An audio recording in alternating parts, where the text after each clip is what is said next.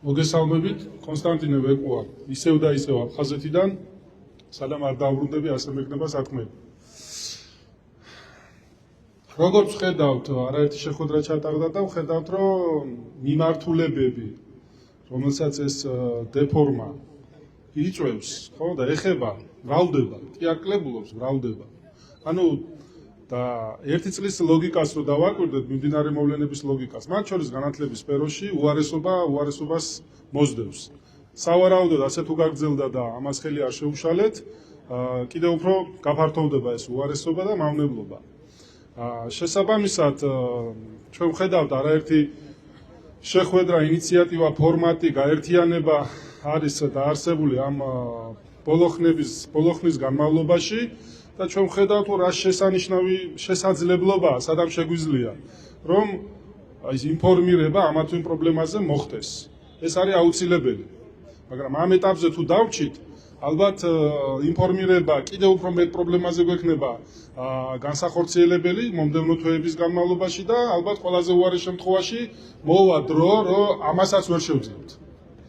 იმისათვის, რომ უკუ მიმართულებით წავიდეთ და ყველაფერი თავის კანონიერ და აკადემიურ ჩარჩოებს დაუბრუნოთ, მე ასეთი შემოთავაზება მაქვს და რეკომენდაციას ავიდა, იმიტომ რომ ხედავ, რომ შაბათს მაგალითად აქ შეხვედრა რომ იყო, რაღაცნაირად ეს ზოგჯერ ვფიქრობ, ეს კოლხური ზრდილობა არ გაიშვას, იმიტომ რომ რაღაცნაირად ყველას მიეცა საშუალება და ბოლოს როცა ჩემი სიტყვა მოვიდა, გასაქცევი გვექნა აქციაზე და არ გამოვიდა, რომ ჩემი სათქმელი ბოლომდე მეთქვა და ვეცდები დღეს დავასრულო. ეს სათქმელი, იმიტომ რომ აუცილებელია.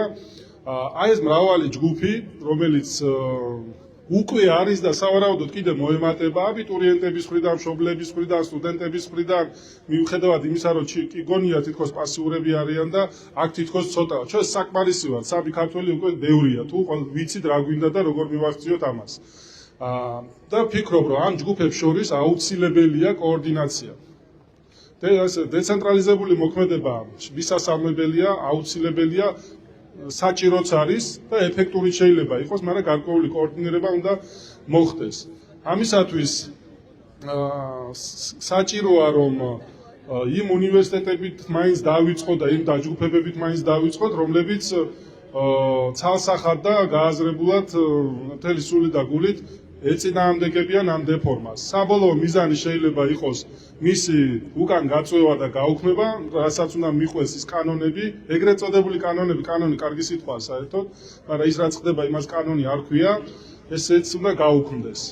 და იქამდე მისაღწევად ჩვენ თუ კოორდინირება არ მოვახდინეთ ამ ჯგუფებს შორის, ახლა ვიღაცას შეიძლება არ მოუთხოვოთ იმაზე მეტი რისი გაღებაც შეუულია, ხო, მაგრამ ყველა რესურსი არის ძვირფასი.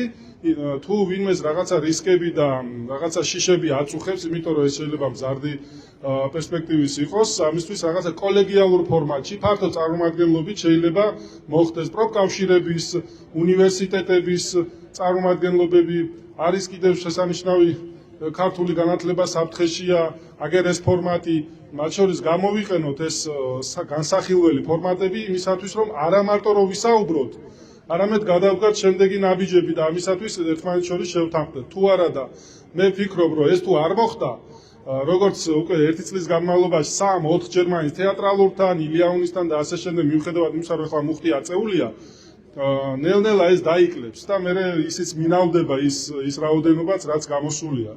ასე რომ კოორდინაციას მე მგონი ალტერნატივა არ აქვს და თუ გვინდა რომ